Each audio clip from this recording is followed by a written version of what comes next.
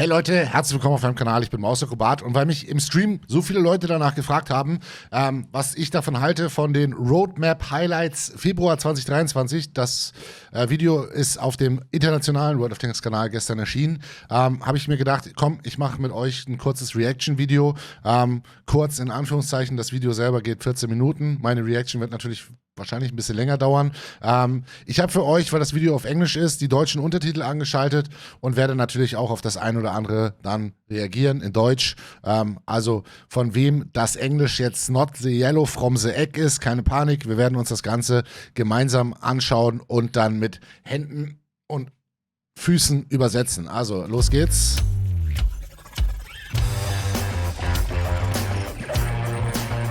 Vom Sound her ist es vielleicht noch ein ganz klein bisschen laut oder ich weiß es nicht. So, mal ein bisschen leiser gemacht.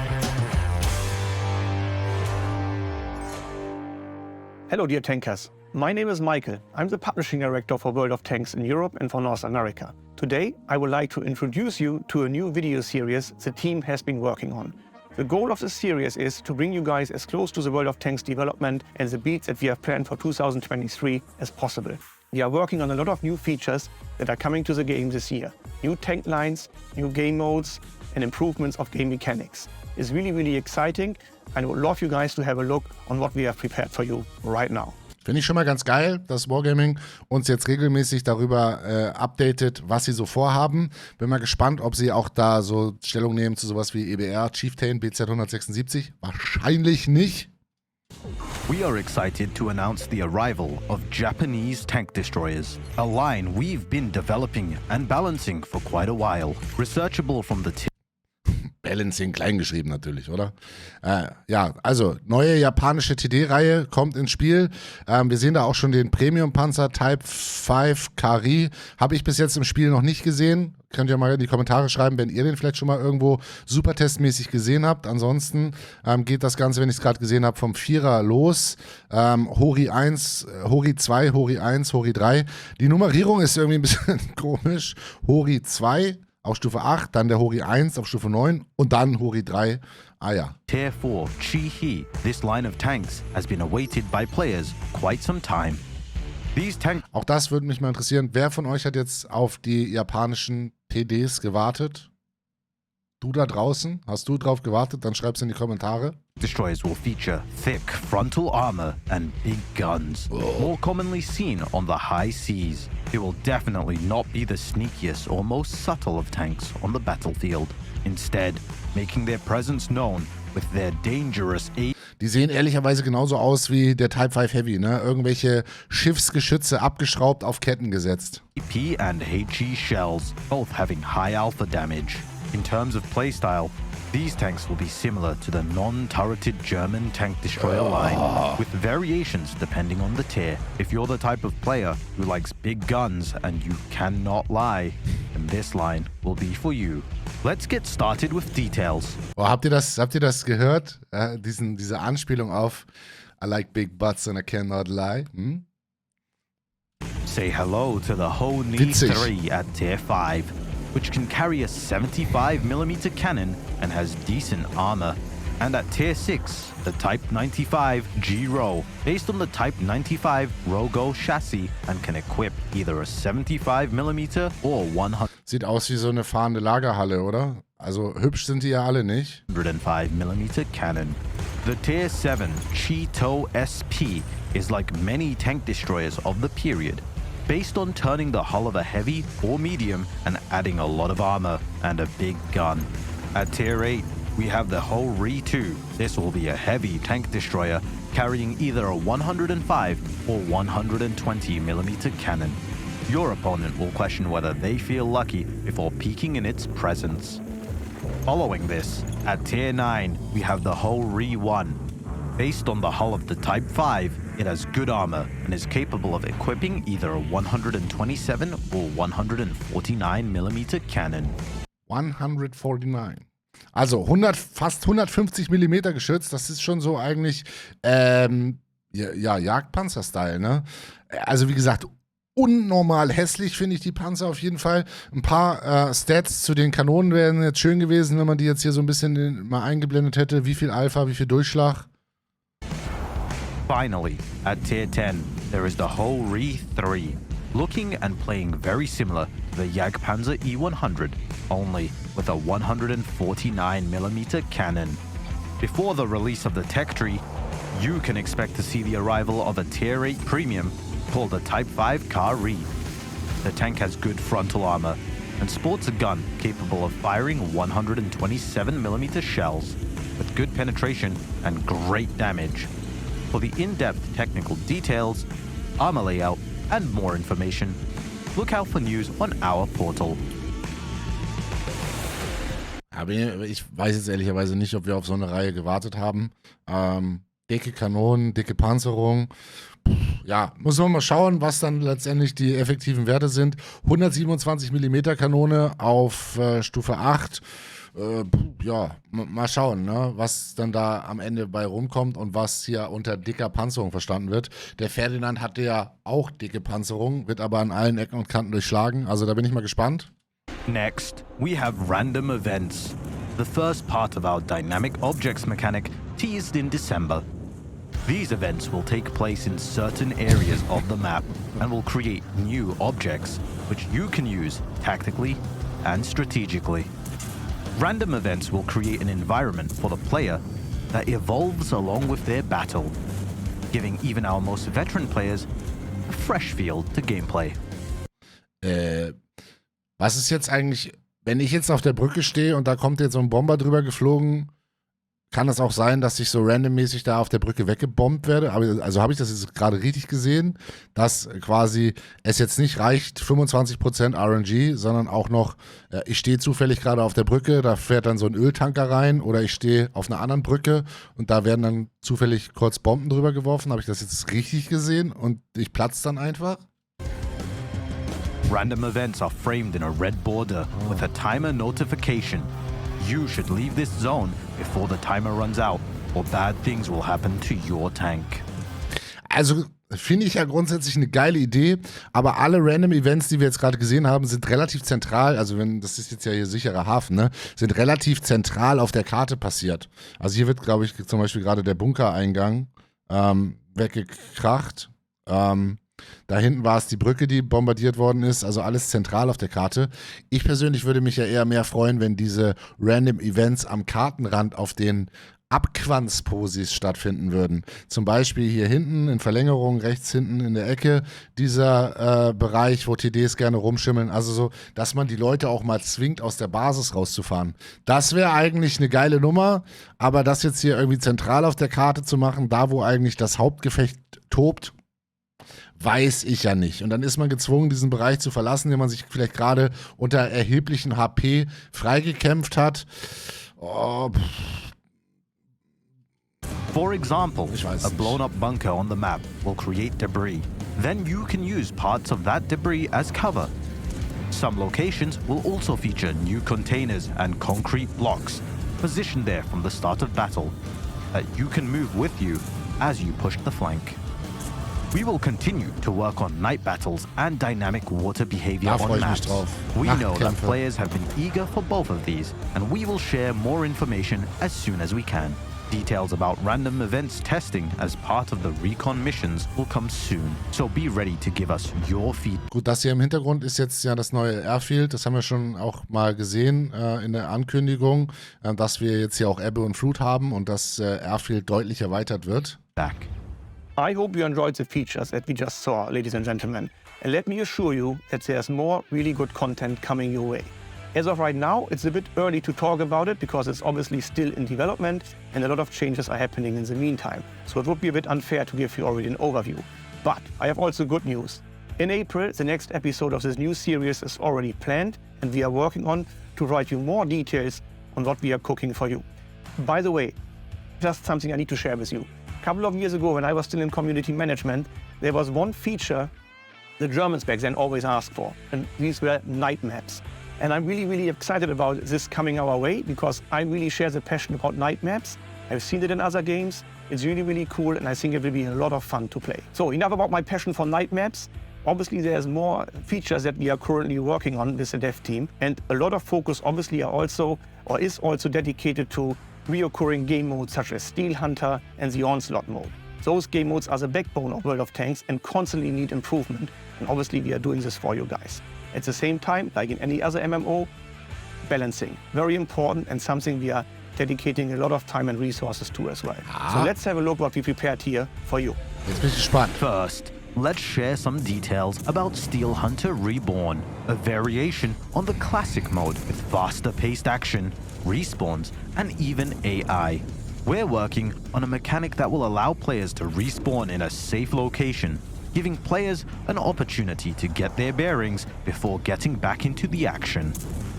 Should you find yourself struggling to level up quickly, or maybe you're just a cautious player, we are also planning to reduce the gap in power between the levels. That should give you the confidence to seize the moment and secure that much needed damage and loot. Additionally, the heal ability called Recovery has also been reworked to better support players as they fight it out on the battlefield, meaning you shouldn't be afraid to really keep your hit points topped up, if it makes tactical sense, of course. Altogether, you can expect Steel Hunter Reborn was mich to be an jetzt easier hinterm version of Ofen Steel hervorholt. Hunter that's just as competitive and fun, a mode that you will want to play time and time again. To further encourage this, we will be making changes to armor layouts and armor screens, as well as improving the auto-aim feature and adjusting shells, which should make dealing damage on the move that much. Ja, das finde ich zum Beispiel auch gerade in so einem angeblich Competitive-Modus. Auto-Aim, ehrlicherweise sollte es in so für Random-Gefechte okay. Aber in sowas wie jetzt hier Steel Hunter oder auch Ansturm, finde ich, sollte es eigentlich gar kein Auto-Aim geben. Das ist jetzt Real Talk, meine Meinung. Wie gesagt, ihr könnt mich auch gerne in den Kommentaren korrigieren, wie ihr das seht. Aber ich finde, wenn es jetzt darum geht, so ein bisschen auch competitive unterwegs zu sein und sich da so gegen andere zu behaupten, weiß ich nicht. Auto-Aim ist halt immer so easy going, aber dieses gleichzeitig Aim, Fahren, das ganze Programm, ich finde, das sollte ein bisschen mehr gefeatured werden und man sollte eigentlich deutliche Nachteile haben, wenn man Auto-Aim benutzt, anstatt jetzt noch das Auto-Aim zu verbessern. Ist jedenfalls meine Meinung. Easier.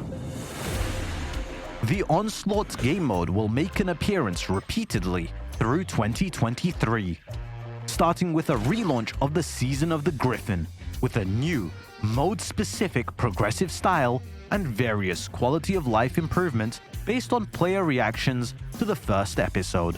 Relaunch of Season of the Griffin will see changes to the progression system for victories, making the missions easier to complete and lessen the time you wait before receiving rewards.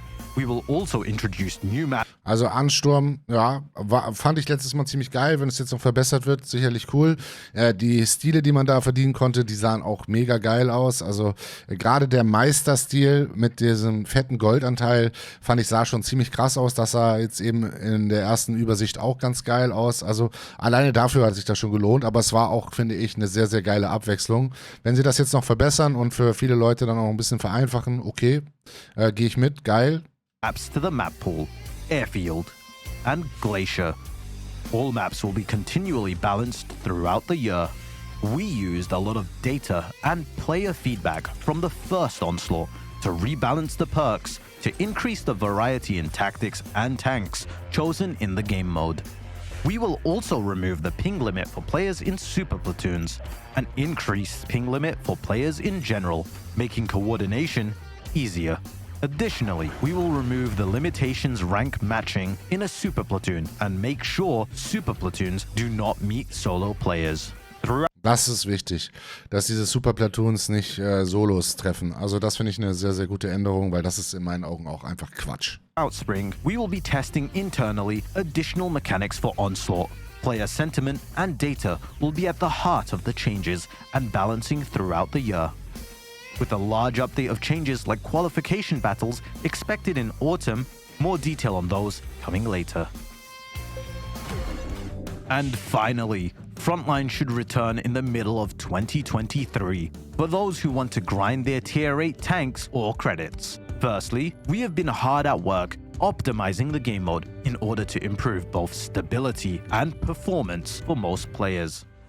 There will be a brand new desert map called Fata Morgana. And as you can see here, it's a very beautiful map with some cool map locations that are both unique and beautiful.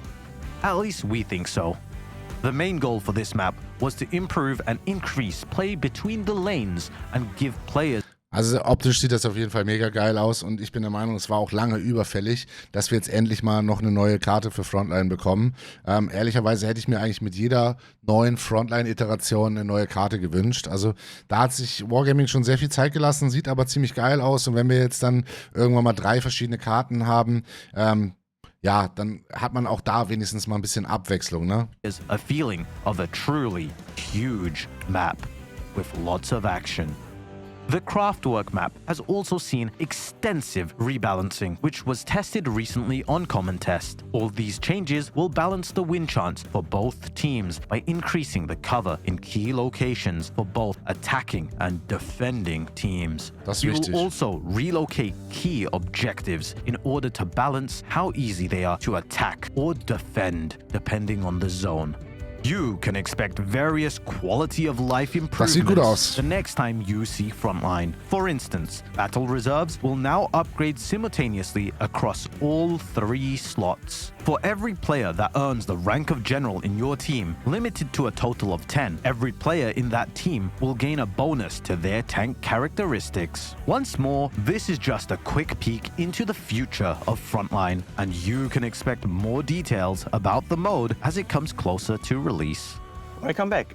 Now let's talk about the one-off events that we are working on as well, such as the Fun Event platform and some of the other seasonal events that we are working on. One of them being the Waffenträger event, which is my personal favorite, simply because I'm biased here. And when I hear myself saying Waffenträger, it sounds actually very odd to me. I should say Waffenträger. That's the only way how to pronounce it. Enough of the Waffenträger. That's for later this year. Now let's have a look what else we are reworking and rebalancing in order to improve our favorite game.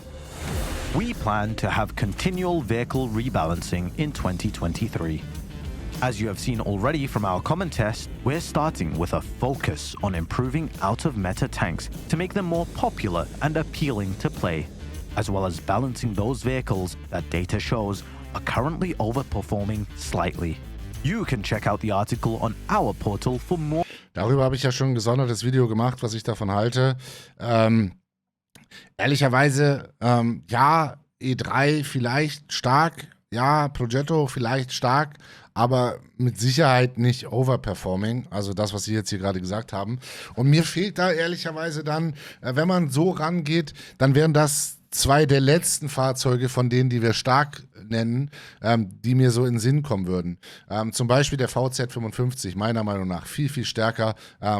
Da könnte man drüber nachdenken, da mal einen Buff, einen Nerf einzuschieben. Und dann, wie gesagt, EBR 105, die Chieftain und 279-Geschichte.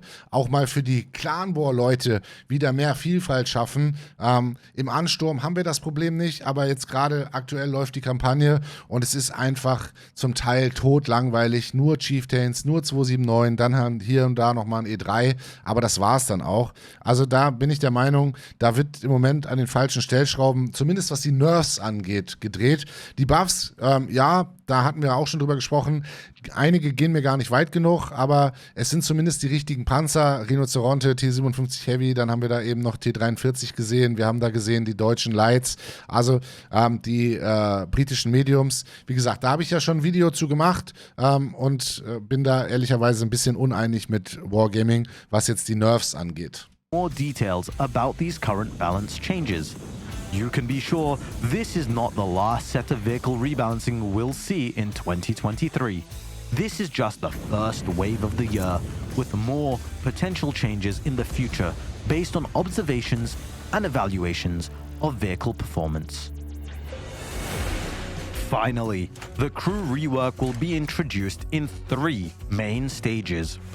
In Stage 1, we will convert all skills and perks into a single perk system, and we will rework and rebalance those perks, as well as introduce new ones. Our aim is to give you more options towards perk selection that better suit your ability and playstyle.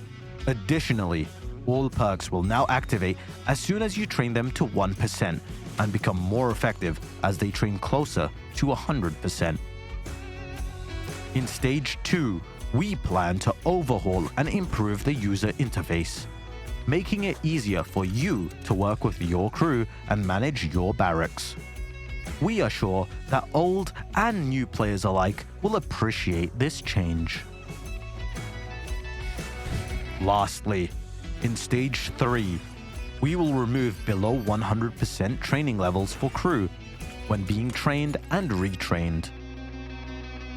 More details about Stage 2 and 3 will be announced as we get closer to their updates.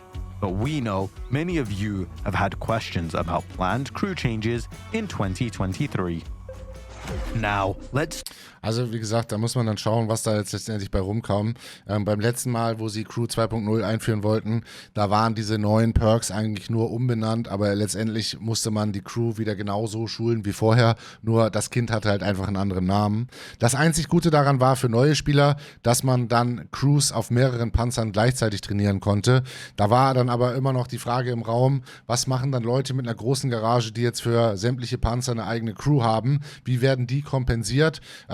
Wie gesagt, da haben wir jetzt auch noch nichts zu erfahren. Das muss man dann schauen. Die offenen Fragen wurden auch hier jetzt noch nicht beantwortet. Wenn euch das interessiert, könnt ihr euch ja gerne nochmal, das ist zwar schon ein bisschen her, aber da habe ich euch ja dann auf den neuesten Stand geholt, was damals das Sandbox-Testing angeht. Wie gesagt, da muss mir dann noch einer sagen, ob das Ganze jetzt nochmal überarbeitet worden ist, wenn ja, wie. Und auf der anderen Seite, wie werden die Leute kompensiert, die jetzt für extrem viele Panzer eine Crew haben, die sie dann nicht mehr brauchen. Wird das irgendwie zusammengefasst, die Erfahrung, oder habe ich dann einfach die Hälfte meiner Crews in der Garage sitzen, beziehungsweise in den Baracken sitzen, die ich nicht mehr nutzen kann? Also da ist Wargaming definitiv noch eine Antwort schuldig, und mich hätte es jetzt auch ehrlicherweise gefreut, wenn hier mal irgendwo der Wille gezeigt worden wäre, die wirklichen Sachen anzusprechen, die Meta verändernden Sachen, hatte ich ja gerade schon mal genannt, ein paar Beispiele, ne? EBR, Chieftain und Co. Let's talk about what you can look forward to in the next episode, starting with more details on the new gun mechanic, autocannons. Based on the comments in the last video, we want to clarify that it's not going to be an activation of the machine guns on the tanks, but a brand new gun mechanic. Furthermore, we plan to announce the new line of British wheeled medium tanks that will have one speed mode and move slower than current wheeled vehicles. More details will come about this brand new type of medium as we get further on in the year. That's all from me for this episode of Roadmap. Sie haben es sogar gerade schon angesprochen. Ja, es wird nur einen Fahrmodus geben. Die fahren langsamer als die bisherigen Radpanzer, weil jetzt wahrscheinlich alle an die Decke gehen und sagen, ihr habt ja noch nicht mal den ersten Strang wirklich in die auf Reihe gebracht oder mit den Physics angepasst. Ja, auch hier jetzt wieder eine verpasste Gelegenheit, ne, zu adressieren, dass einem das durchaus bekannt ist. Irgendwie so durch die Blume wurde das jetzt gerade mitgeteilt. Um Gottes Willen, macht euch keine Sorgen. Diesmal haben wir es besser durchdacht. Ja, aber diese andere Reihe ist ja schon im Spiel. Dann auch nochmal das Thema irgendwie die ganzen Premium-Panzer, die jetzt im Spiel sind, die völlig overpowered sind. Zuletzt der BZ 176. Was ist damit? Gedenkt Wargaming da entweder die Standard-Forschungsbaumpanzer anzuheben oder dann doch irgendwann mal das Damoklesschwert über die Premium-Panzer zu hängen? Also ehrlicherweise, alles das, was wir bis jetzt gesehen haben, war nichts Neues. Habe ich euch vor ein paar Monaten schon mal mitgebracht.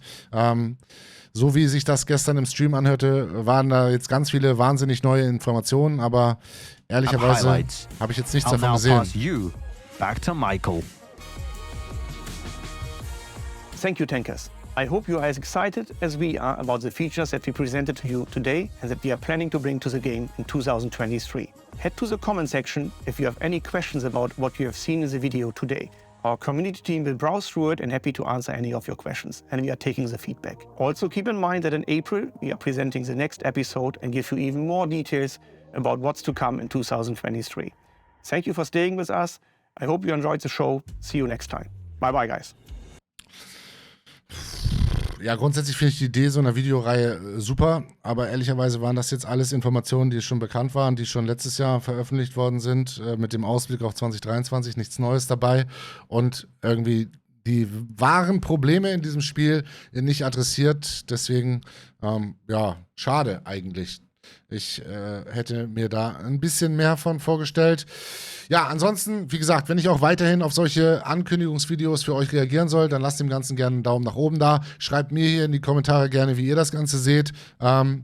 Schreibt auch gerne in die Kommentare, wenn ich mich auf seinen Job bewerben soll. Nein, Spaß. Ja, das soll es von mir gewesen sein. In dem Sinne, bis zum nächsten Mal. Haut rein.